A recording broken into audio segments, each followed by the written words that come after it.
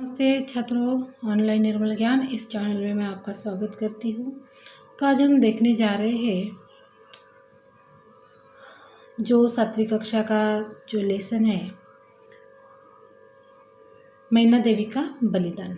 तो ये लेसन जो है वो सन 1897 की क्रांति के विद्रोही जो नेता थे धुंधीपंत नाना साहब, जब कानपुर में असफल होने पर सुरक्षित जगह जाने लगे तो वे जल्दी ही अपनी पुत्री के जो है मैना उसको साथ ले न जा सके और देवी मैना बिठूर में ही पिता के महल में रहती थी। तो उसका जो रोमांचकारी वर्णन जो है प्राचीन हृदय को भी एक बार द्रवीभूत कर देता है। तो हुआ क्या कि कानपुर में भीषण हत्याकांड करने के बाद अंग्रेजों का जो दल था, सैनिक दल, वो बिठूर की ओर आ गया और बिठूर में नाना साहब का राजमहल लूट लिया गया। फिर क्या हुआ कि उसमें बहुत थोड़ी संपत्ति जो थी वो अंग्रेज़ों के हाथ लगी।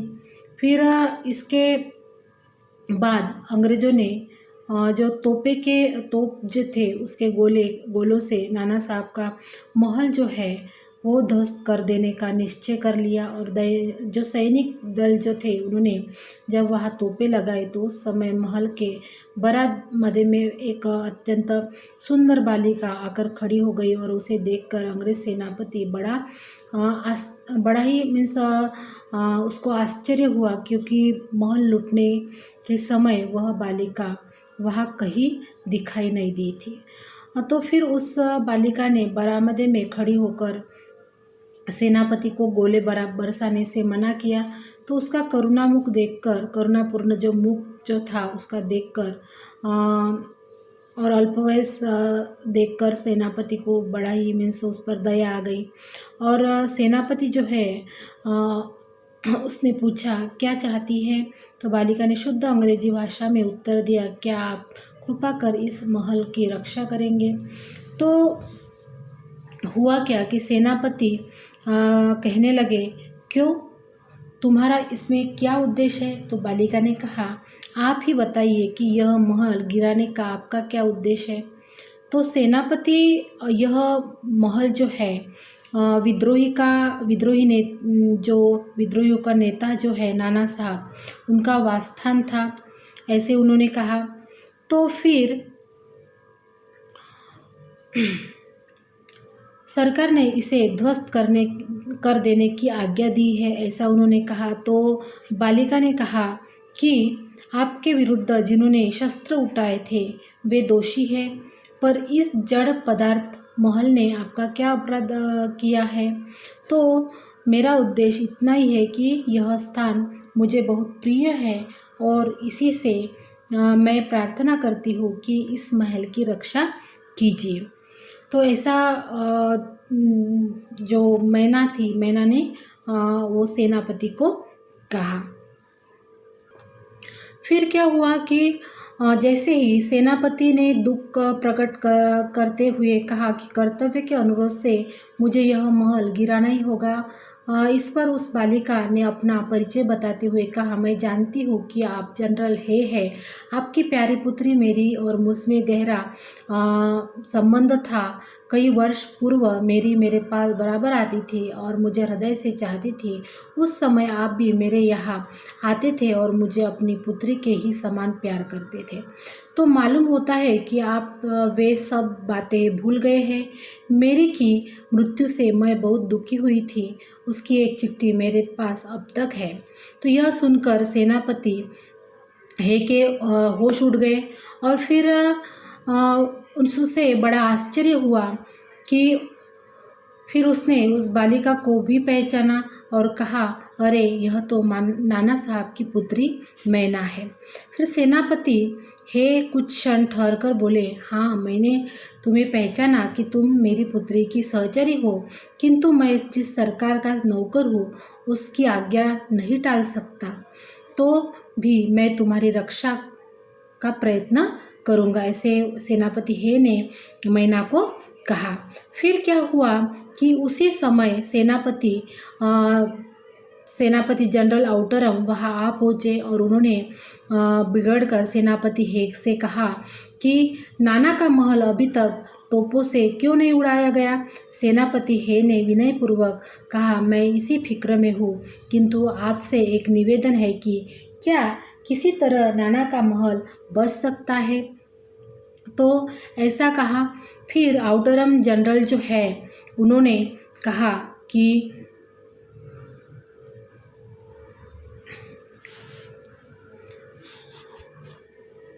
गवर्नर जनरल की आज्ञा के बिना ये संभव नहीं। नाना साहब पर अंग्रेजों का क्रोध बहुत अधिक है और नाना के वंश का महल पर दया दिखाना असंभव है। सेनापति हे तो लॉर्ड कैनिंग गवर्नर जनरल को इस विषय का एक तार देना चाहिए। तो फिर हुआ क्या कि आउटरम जो है उसने कहा कि आखिर आप ऐसा क्यों चाहते हैं। हम यह महल ध्वस्त किए बिना और नाना को गिरफ्तार किए बिना वापस नहीं जा सकते।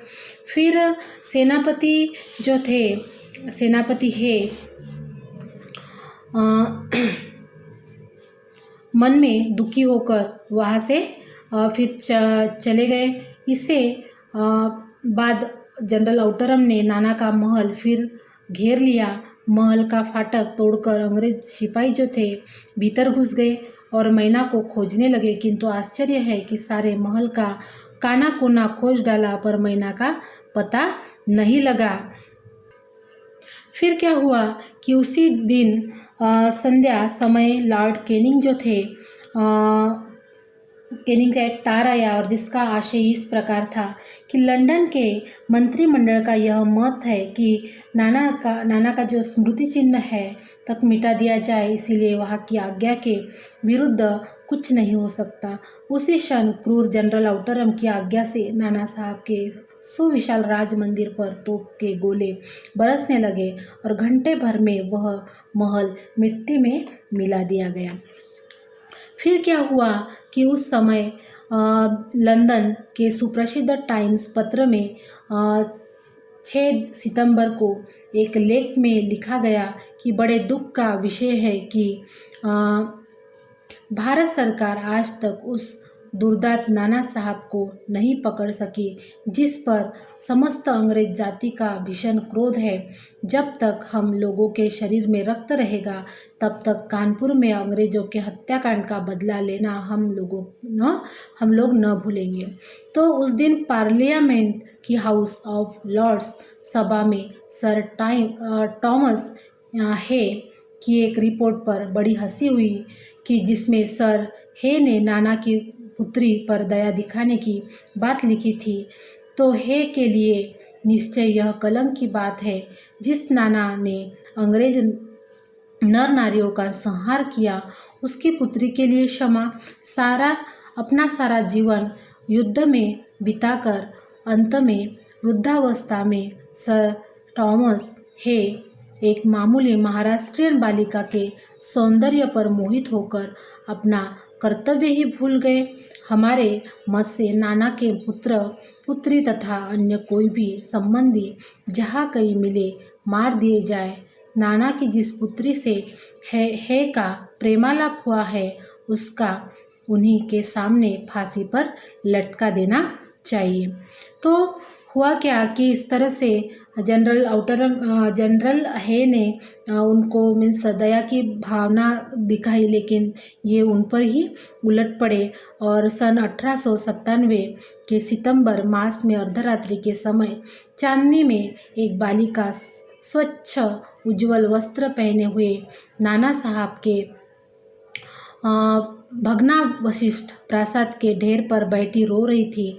पास ही जनरल आउटरम की सेना भी ठहरी थी।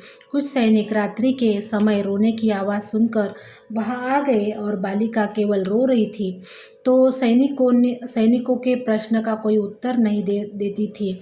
तो इसके बाद क्या हुआ कि कराल रूपधारी जनरल आउटरम भी वहां आ पहुँचे और वह उसे तुरंत पहचान कर बोला, ओ ये तो नाना की पुत्री मैना है। पर वह बालिका किसी और न देखी और नर अपने चारों ओर सैनिकों को देखकर जरा सी भी नहीं डरी। जनरल औटरम ने फिर क्या किया कि आगे बढ़कर कहा कि अंग्रेज़ सरकार की आज्ञा से मैंने तुम्हें गिरफ्तार किया है।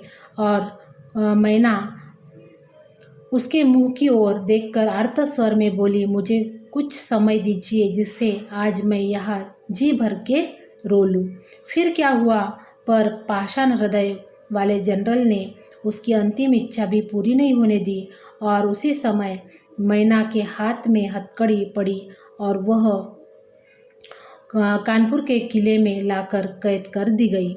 तो फिर क्या हुआ कि उस समय महाराष्ट्रीयन इतिहास वेत्ता महादेव चिटणवीस के बाखर पत्र में छपा था, कल कानपुर के किले में एक भीषण हत्याकांड हो गया।